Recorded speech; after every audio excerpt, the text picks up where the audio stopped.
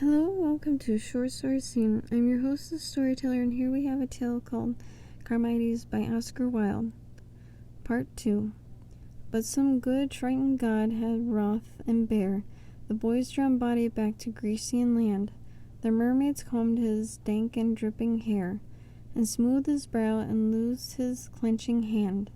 Some brought the sweet spices from faraway Araby, and others obeyed the Halcyone song of her sweetest lullaby. And when he neared his old Athenian home, the mighty billow rose up suddenly. Upon those oily backed and clothed foam lay disappeared in the strange fantasy, and clasping him onto the glassy breast, swept landward like a white-maned steed upon the venturous quest.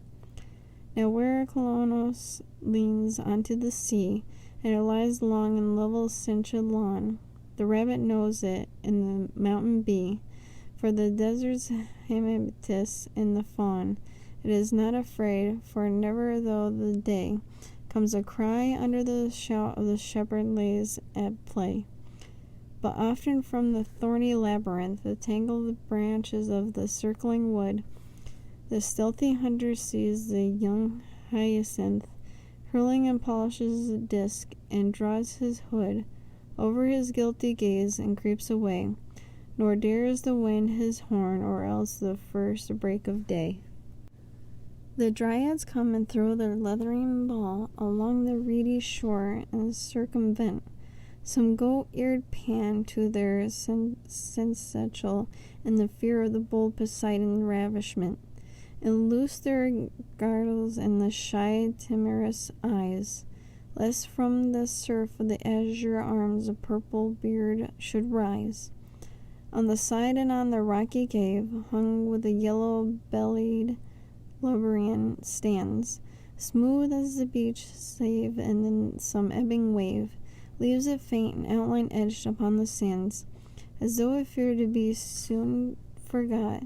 by the green rush of the playfellow, and yet it is a spot so small that the inconsistent butterfly could steal and hoard money from each flower, ere to the noon, and still not satisfy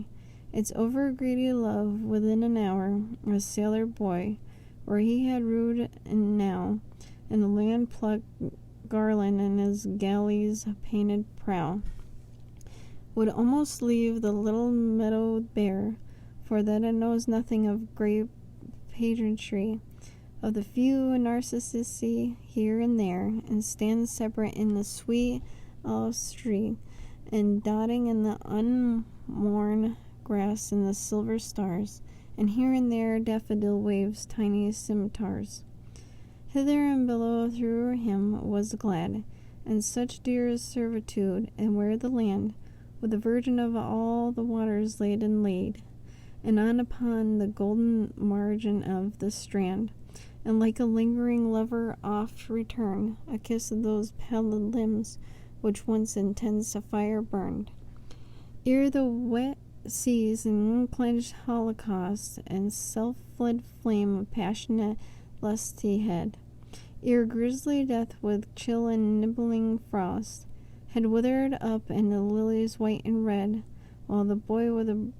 with thought of the forest range answered each other in sweet antiphonal counterchange. And when the dawn and the wood nymphs hand in hand treaded in the bosdell and the satyrs spied the boy pale body stretched upon the sand, and feared Poseidon's treachery and cried,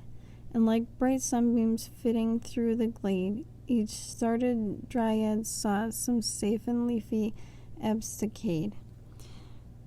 save one white girl, and who deemed it would not be so dread a thing to feel the sea god's arms crushing her breast in amorous tranquility, and longed to listen to those subtle charms insidious lovers weave when they would win some fenced fortress and stole back again, nor thought it sin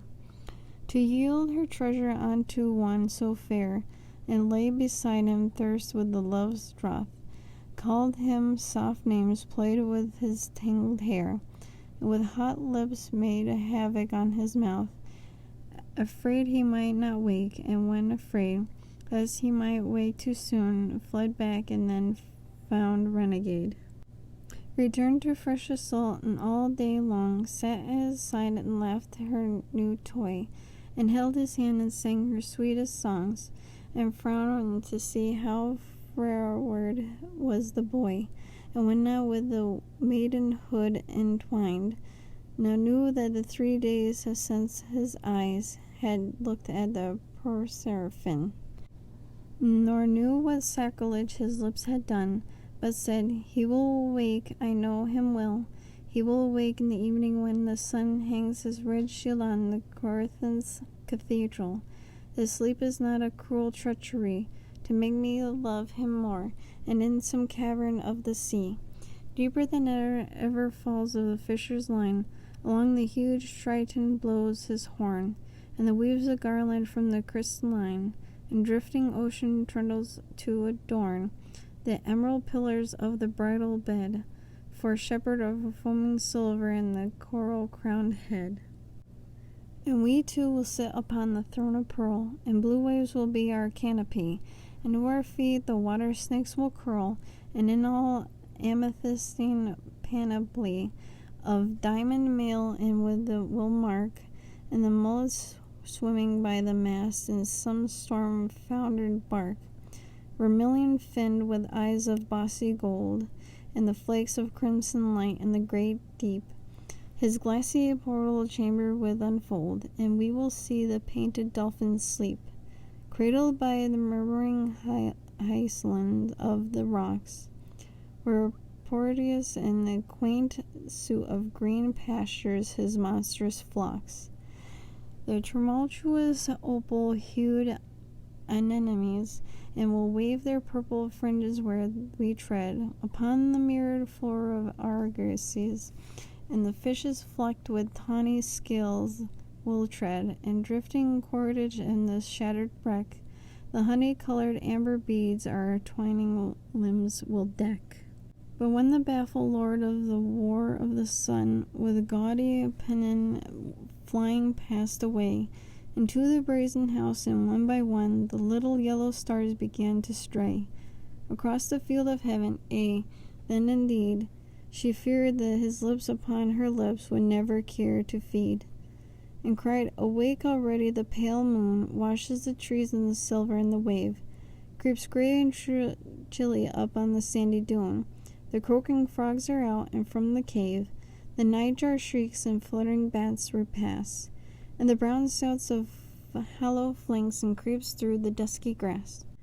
Nay, though thou art a god, be not so coy, for in the yon stream there is a little reed, and oft the whisper how a lovely boy lay upon her once upon a grassy mead, who, when the cruel pleasures he had done, spread wings of rustled gold and soared aloft into the sun. Be not so coy that the laurel trembles still, with the great Apollo's kisses and the fear, and then the clustered sisters fringe the seaward hill, hath many a tall and bald ravisher, whom men call Boreas, and had seen the mocking eyes of Hermes, though the pulper's silvery sheen. Even the jealous naiads call me fair, and every morn the young and ruddy swain woos me in the apples of the locks of hair, and seeks to soothe my virginal disdain of all the gifts of gentle wood nymphs love. But yesterday we brought to me the iris-plumed dove, with little crimson feet, which is a store of 7 spotted eggs a cruel lad had stolen from the lofty sycamore.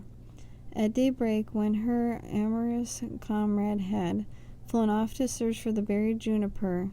which most they love, and fretful wasps the earliest vintager of the blue grapes hath no persistence in the constance of the simple shepherd boy. For my poor lips this jealous purity, the laughing sunny eyes might well decoy. A dryad from her oath of Artemis, and the very beautiful is he. His mouth was made to kiss.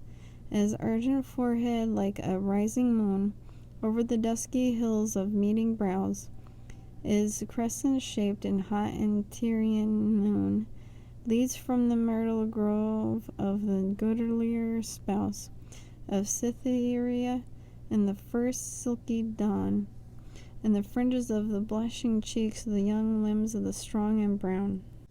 And he is rich and fat and fleecy herds of bleating sheep upon his meadows lie, and many are earthen bowls of yellow curds, and in his homestead for the thievish fly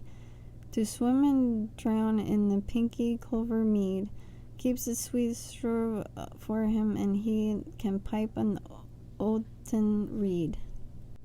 And I love him not, it was for thee I kept my love, and I knew that thou wouldest come and ride me if this pallid chastity, thou fairest flower of the flowerless foam of all the wild Aegean, and brightest star of ocean's azure heavens where the mirrored planets are. I knew that thou wouldest come, for when at first the dry wood burgeoned, and then the sap of spring and swelled my green and tender bark of burst to myriad multitudinous blossoming, which mocked the midnight with its mimic moons, and did not dread the dawn and the first of thrushes' rapturous tunes, startled the squirrels from the gantry, and cuckooed flowers from the fringe of narrow lane, through my young leaves in sensuous ecstasy, crept like new wine in every mossy vine, and throbbed with the fitful pulse of amorous blood, and with this wild wind of passion shook my slime-stem maidenhood.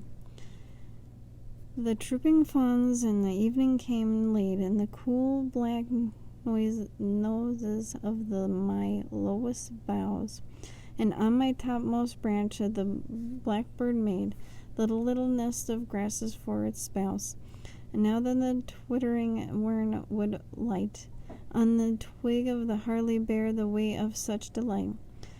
I was the Attic shepherd's trius place, beneath the shadow Amaryllis lay, and round my trunk would laughing Daphnis chase, and timorous girl with the trill of out of the play. She felt his hot breath stir her tangled hair, and turned and looked and fled no more with such delightful snare. Then came away unto my ambuscade, and the clustering woodbine weaves of canopy, of amorous pleasance and rustling shade, of Phalaphine myrtles seems of sanctifying the dearest rites of love there in the cool and green recesses of the farthest depths that there is pool. The owls haunt and the wild bees pasturage, and round its rim great creamy lilies float through their flat leaves and verdant anchorage, each cup a white-sailed, golden-laden boat, and steered in the dragonfly. Be not afraid to leave the wing and wave-kissed shore. Surely the place was made for lovers such as we, the Cyprian queen, and the arm around her boyish paramour. And stray as often their eve that I have seen, the moon stripped off her misty vesture, and her young Endymion's eyes, and be not afraid, the panther feedeth Dian, and never tread the secret glade. Nay, if thou willest back to the beating brine, back to the boisterous billow let us go, and walk away beneath the Halion, and huge vault of Neptune's watery portico, and watch the purple monsters of the deep sport an ungainly play, and from his lyre of keen Zephyrs leap. For if my mistress find me lying here, she will not ruth the gentle pity show, but lay her boar spear down, and with the austere and relentless fingers string the cornel bow, and draw the withered notch against her breast, and loose the arched cord even now upon the quest. I hear her hurrying feet, awake, awake. Thou languid love's battle, once at least. Let me drink, keep a passion's wine, and slack my purse being of the nectarous feast, which even gods affect. I come, love, come. Still we have time to reach the cavern of the azure home. Scarce had she spoken when the shuddering trees shook, the leaves divided in the air, grew conscious of the god in the gray seas, crawled backward in the long and dismal blare, blew from the tousled horn, and the hound bayed, and the little flame bared the reed flew whizzing around the glade. And where the little flowers of her breast just break into the milky blossoming, the murderous paramour and the unbidden guest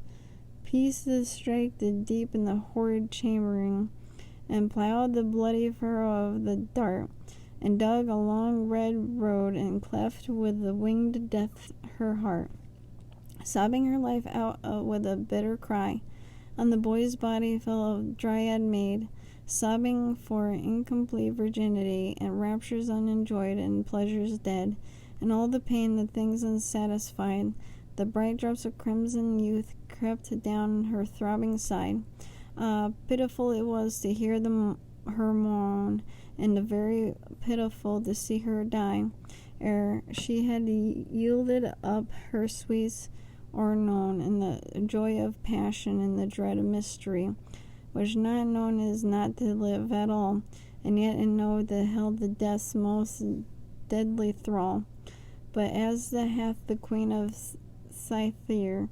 who is the Adonis all night long had lain, with some shepherd's hut of Arcady,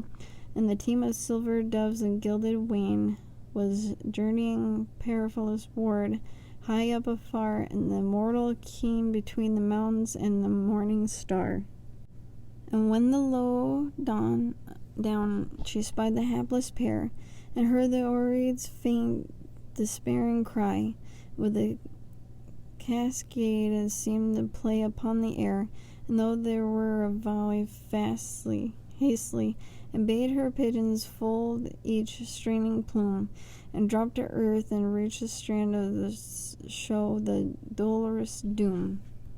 For as a gardener turning back his head to catch the last notes of lament mows, and the careless saith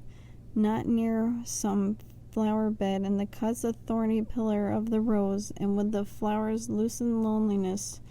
strews the brown mould, and in the shepherd laid of wantonness, driving his little flock along the mead, treads down two daffodils which side by side, and lured the lady bird and yellow bird, and made a gaudy moth forget its pride, treads down the brimming golden chalices, and under light feet which were not made for such rude ravishes. Or as a schoolboy, tired of his book, flings himself down upon the reedy grass, and plucks two water lilies from the brook, and for a time forgets the hourglass, when weariness of the sweets, and goes his way, and lets the hot sun kill them, even as these lovers lay. The Venus cried, "It is dread Artemis, whose bitter hand hath wrought this cruelty, or else the mightier maid whose care is the guard her strong and stainless majesty. Upon the hill Athenian, alas, that the who loved so well unloved into the death's house that should pass." So with soft hands she laid the boy and girl in the great golden wagon tenderly. Her white throat, whiter than the moony pearl, had just threaded with the blue veins tapestry, had not yet ceased to throb, and still her breast swayed like a windy stirred lily in ambiguous unrest. And then each pigeon spread its milky van. The bright cars soared into the dawning sky, and like a cloud of aerial caravan passed over Aegean silently, until the faint air and the throbbing, troubled with the song from the weaned mouths, and called the bleeding the maws all night long. And when the doves had reached their wonted goal, and when the wide stare the orbed marble dips its nose into the seas, her fluttering soul, and shook the trembling petals of her lips, and passed into the void, and the Venus knew that one fair maid and less would walk amid her routine, and bade her servants carve a cedar chest with all the wonder of this history. Within those who scented womb their limbs should rest, where olive trees must tender in the blue sky, on the low hills of Phalaphus and Fawn, and pipes in the noonday, and the nightingale sings on till dawn. Nor failed they that obeyed her hest and ear, and morning bee had stung a daffodil, and the tiny fretful spear from its lair, and waking stag had leapt across the rill, and roused the osier, and the lizard crept earthward in the sunny rock, beneath the grass, and the bodies slept. And when daybreak, within the silver shine, fed the flames their crests tumultuous, the queen's Venus knelt and prayed to Persephone, and she whose beauty had a death amorous should beg the Gridon in her pallid lord, and let desire pass across dread Charon's icy ford. And that concludes our tale, Charmides, by Oscar Wilde. If you like this content and like to support it, please head on over to Patreon. That is www.patreon.com/shortstoryscene. I'd like to thank Drag for being a patron, and I'd like to thank you all for listening, and see you next episode. Bye!